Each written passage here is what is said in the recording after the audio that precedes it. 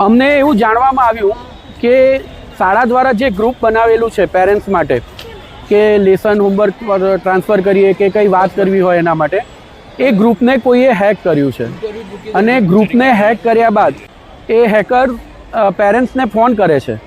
Phone કરીને એવું જણાવે છે કે અમે શાળામાંથી બોલીએ છીએ, શાળામાંથી ટીચર બોલીએ છીએ, કાં તો કોઈ અનનોનનું નામ દે છે શાળાનું, અને હવે અમે ઓનલાઈન પ્રેઝન્ટ શરૂ કરવા જઈ રહ્યા છીએ, કાં તો કોઈ બી એક બહાનું બનાવે છે અને હવે એના માટે તમારા બાળકનું નામ એડ કરીએ છીએ.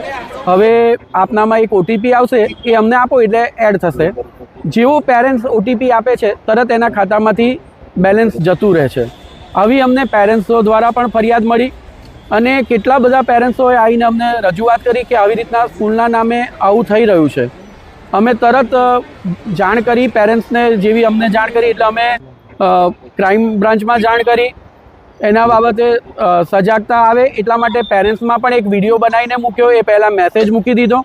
અમે ત્યાં ગયા ત્યારે અમને ખબર પડી કે આવું નડિયાદની અંદર 2 દિવસથી ગઈકાલથી કે આવું ચાલી રહ્યું છે.